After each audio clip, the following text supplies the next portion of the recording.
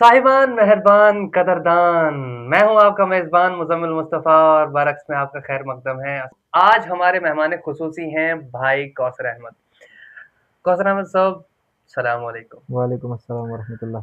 सबसे पहले आपके बारे में जानते हैं। कौसर भाई आप एक टीचर हैं और एक एस्पिरेंट हैं। दोनों मौज़ूआत पर रोशनी डाली जाएगी इसमें। सबसे पहले आपके बारे में कुछ जानते हैं, खुद को किस तरह डिफ़ाइन करते हैं?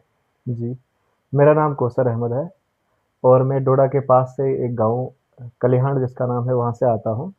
मेरी मास्टर्स हो गई, masters in history from university of Jammu and since 2022 I have been associated with teaching in different private school. Teaching में किस तरह आपका इंटरेस्ट आया? 12th के बाद ही मैं टीचिंग से जुड़ा हुआ हूँ। एक्चुअली जब मैंने अपना 12th पास किया तो उसके बाद अ, अपने घर में कुछ बच्चे जो थे तो घर में पेरेंट्स ने कहा कि आप इनको पढ़ा दीजिए, ट्यूशन वगैरह पढ़ा दीजिए आप। उसके बाद जब मैं ग्रेजुएशन अपने कर रहा था तो डोडा में एक स्कूल है, तो उन्होंने मुझे कहा कि जब भी आपको सेमेस्टर्स के एग्ज़ाम हो जाते हैं, तो आप ऐसा ना देखें कभी भी कि उनके स्कूल में वैकेंसी है या नहीं है। जब भी आप फ्री होते हो तो आप हमारे स्कूल में आ जाया कीजिए। क्या बात मतलब जब भी मैं सेमेस्टर 2nd के एग्ज़ाम जब भी हो जाते थे तो गैप जो मिलता था, हुँ। ऑफ जब होता था कॉलेज 2 ढाई महीने का तो मैं चला जाता था। तो सबसे पहला जो एज़ अ टीचर मैंने काम किया है तो उसी स्कूल में किया है।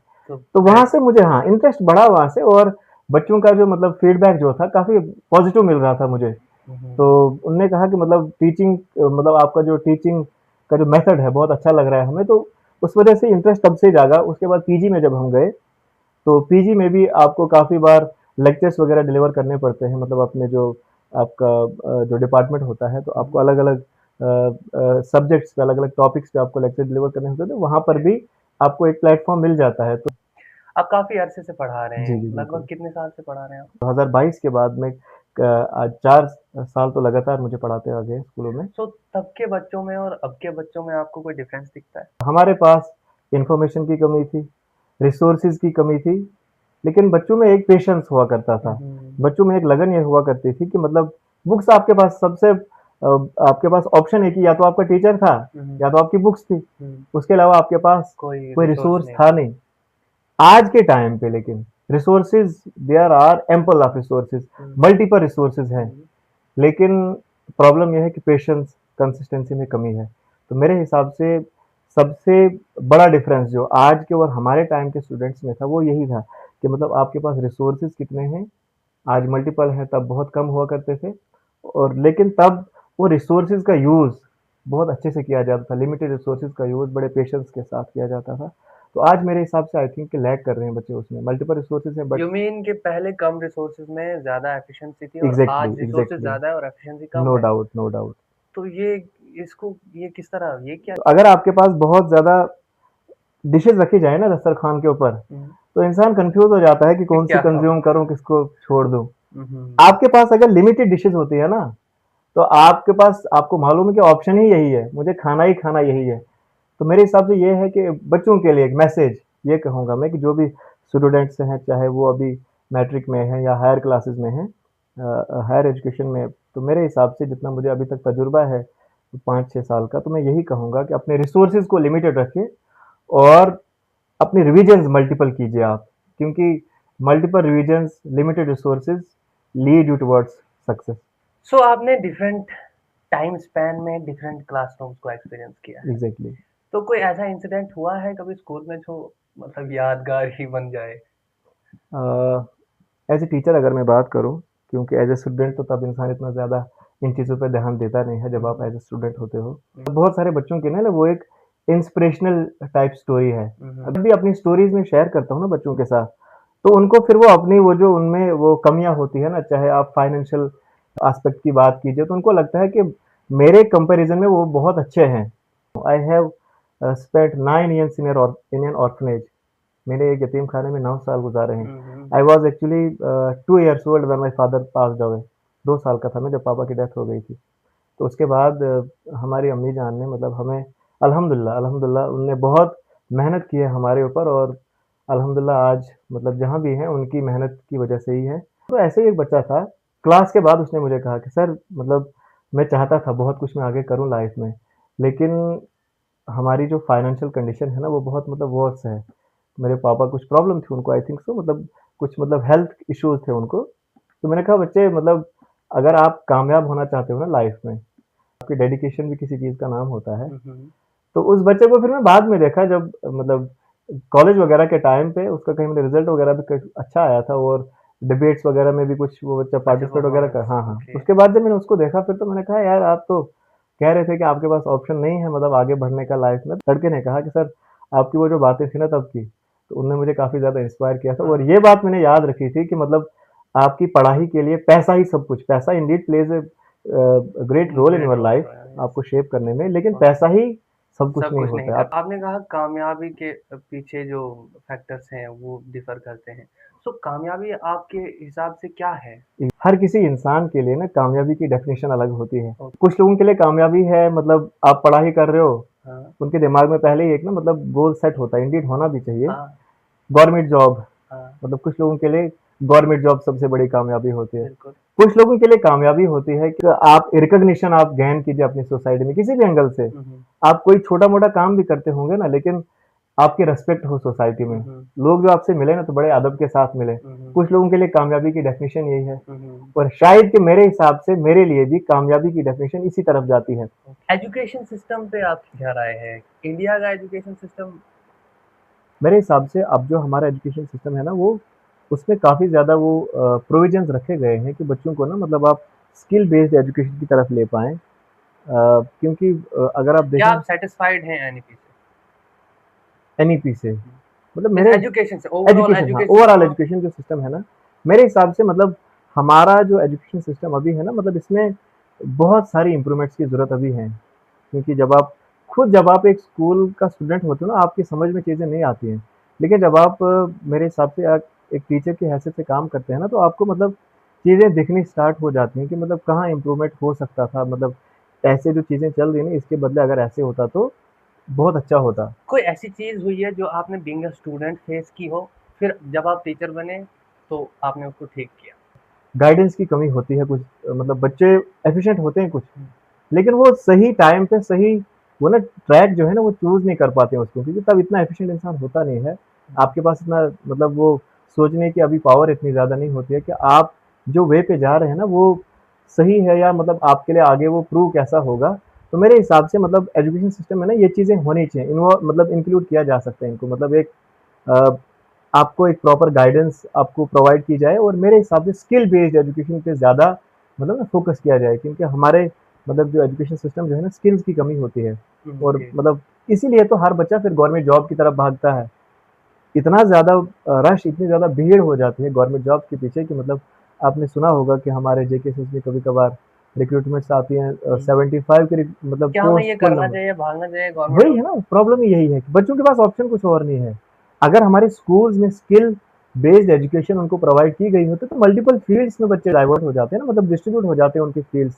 लेकिन हमारे यहाँ तो मतलब स्किल्स की कमी होने की वजह से बच्चा फिर एक ही तरफ भाग जाता है जिसकी वजह से फिर कॉम्पिटिशन भी इतना ज़्यादा हो जाता है कि बच्चे फिर डिप्रेशन में आ जाते हैं। आई डोंट थिंक कि स्किल्स सिखाए नहीं जा रहे हैं। स्किल्स नहीं, लोग वही है सीखते ना हैं बट मतलब फिर भी अनएम्प्लॉयमेंट।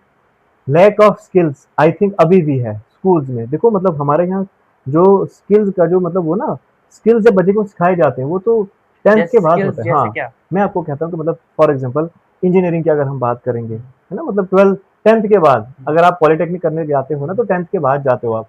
ऐसा भी तो हो सकता है ना कि मतलब क्लास 6 से ही कुछ स्किल्स इंट्रोड्यूस कराए जाएँ। चलो मगर कहता हूँ प्राइवेट स्कूल में नहीं हो सकता है। हुँ।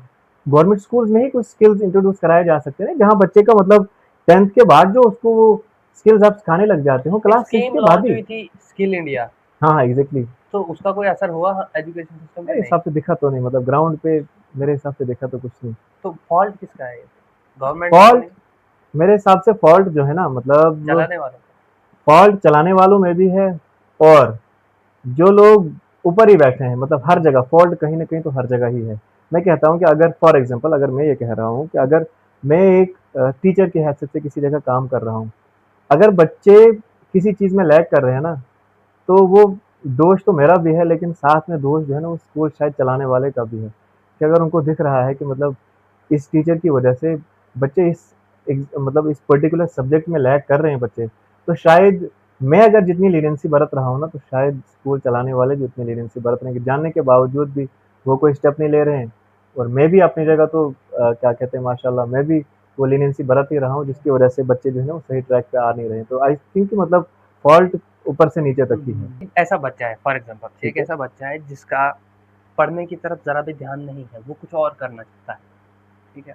वो छोटी क्लासेस में है, फॉर एग्जांपल 5th-6th में है और उसका पढ़ाई की तरफ कोई मन नहीं है, उसको उसके पास एक आइडिया है जिस पे वो काम करके सक्सेस हो सकता है, अगर वो उस पे काम करेगा।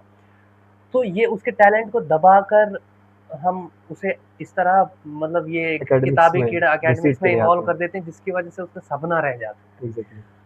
उस चीज़ को आप कैसे डील करते हैं और उस बच्चे को आप किस तरह से तराशते हैं कि उसको तो ये एक टीचर के लिए ना बहुत ही बड़ा एक चैलेंज होता है। चैलेंज ऐसे केसेस मतलब ना हर स्कूल में और जैसे मैंने आपको कहा 3-4 स्कूलों में मतलब तजुर्बा है मुझे अभी तक काम करने का। कभी ऐसा कैजुअल डिस्कशंस की हैं आपने क्लासरूम में मतलब अपार्ट फ्रॉम एकेडमिक्स? पहले दिन जो मैं क्लास में जाता हूँ ना तो बच्चों से मैं पढ़ाता कुछ भी नहीं हूँ। पहले दिन मैं डिस्कस उनके साथ यही चीज़ें कर लेता हूँ। I ask their name, address कहाँ से हैं आप, स्कूलिंग अभी तक कहाँ से हुई, आपका एम क्या है लाइफ में? और सारे रियल रिस्पॉन्स नहीं देते हैं, घिसा-पिटा जो एग्ज़ैक्टली रटा तो हुआ मैं होता है मैं तो उनसे मैं उनसे यही पूछता हूँ कि बोलना नहीं मतलब ऐसे उस फलाने बच्चे को देख के आप ये आंसर कभी मत कीजिए कि उस बच्चे ने आप कहा कि मैं यूपीएससी में जाना चाहता हूँ। मैं भी जाऊँगा। तो यार अब अगर मैं ये कहूँ कि मैं कोई दुकान खोलना चाहता हूँ तो मेरा इसके क्या सामने फिर घाटा मेरी है? क्लास में तो अच्छा, मेरी अच्छा। धज्जियाँ उड़ जाएँगी। तो मैं बच्चों को ये पूरा ना मतलब एतमाद दिलाता हूँ कि बच्चों जो भी आपका रियल में आपका जो माइंड में एम है ना आपका, आप वो मेरे सामने कहिए और पूछना इसलिए हूँ कि लॉजिक है इसके पीछे कोई। क्योंकि मैं अब एक्सपीरियंस खुद का मेरा ये रहा है कि जब इस क्लासेस में हुआ करते थे मतलब 10th में 11th में 12th में तो शायद हमने इन चीज़ों को मिस किया है कि मतलब टीचर या तो थोड़ा पूछा होगा इंटरैक्ट हाँ, करे, हाँ। इंटरैक्ट हमारे साथ करे और हमें एक बताए कि आप अगर कोई चीज़ करना चाहते हो आपको करना क्या है इस चीज़ के लिए। बीइंग एन एस्पिरेंट आपने कौन-सी दिक्कतों का सामना किया? जब आप फर्स्ट ऑफ ऑल किसी एग्ज़ाम में अपीयर होते हैं ना, तो आप ये समझ नहीं पाते हैं कि मैंने किसी बुक से पढ़ना क्या है और सिलेबस में कौन-कौन सी चीज़ मेरे लिए इम्पोर्टेंट है और छोड़ा किस चीज़ को जाए। तो मैं ये कहूँगा कि मतलब रिसोर्सेज़ की सबसे पहले आपको समझनी होती है कि आपके लिए रिसोर्सेज़ कौन से अच्छे हैं और किसको आप कंसल्ट ना करें। तो रिसोर्सेज़ को लिमिटेड रखिए आप, उनको मल्टीपल टाइम आप पढ़ लीजिए क्योंकि क्वेश्चंस जब भी आते हैं ना, हमेशा जब भी आपका एग्ज़ाम जो होता है ना, वो आपकी बेसिक नॉलेज को टेस्ट किया जाता है। आपके जो कॉन्सेप्ट्स होते हैं ना, हमेशा आपके कॉन्सेप्ट से ही खेला जाता है। Let's go for the rapid fire round. Question number 1 chalk या स्मार्ट बोर्ड? आई थिंक कि smart board with chalk like energy जब एनर्जी चाक की हुआ करती थी लेकिन बोर्ड का यूज़ जो है ना वो स्मार्ट बोर्ड टाइप हो। गवर्नमेंट जॉब या प्राइवेट जॉब? सोसाइटी में रिकॉग्निशन हासिल करना हो, तो आप गवर्नमेंट की तरफ भागिए, गवर्नमेंट जॉब की तरफ। अगर आप लिबर्टी क्या कहते हैं एन्जॉय करना चाहते हो तो प्राइवेट जॉब की तरफ जाइए आप। प्राइवेट जॉब में लिबर्टी कहाँ से मिलने लगी? लिबर्ट एग्ज़ी मेरा मानना ये है कि छोड़ सकते हो ना कभी भी आप। अच्छा कभी भी। छोड़ सकते हो। छोड़ तो गवर्नमेंट जॉब भी सकते हैं। नहीं मतलब गवर्नमेंट जॉब अगर आप छोड़ लेंगे ना तो फिर दोबारा गवर्नमेंट जॉब पाना बहुत ज़्यादा मुश्किल है। प्राइवेट जॉब का मेरा ये है ना मैं आपको कह रहा हूँ कि 4 स्कूल अभी तक मैंने चेंज किया। आपको एक जगह एक गई दूसरी आई। स्ट्रिक्ट टीचर या friendly teacher? Friendly teacher but discipline should be strict in discipline but his attitude towards his students should be friendly. Morning studies या late night studies? I believe in morning studies क्योंकि focused और आपका fresh mind तो ज़्यादा गहन कर लेते हो आप। तो लेट नाइट स्टडीज़ में ये होता है कि आप ऑलरेडी एग्ज़ॉस्ट हुए होते हो, तो मेरे हिसाब से आप टाइम तो बहुत लगाते हो लेकिन भेजे में कम बैठता है। एक वर्ड में अपनी टीचिंग स्टाइल को डिस्क्राइब कीजिए। इंटरैक्टिव मेरा जो टीचिंग स्टाइल है ना वो इंटरैक्टिव कराने की कोशिश करता हूँ उसको बोथ साइड।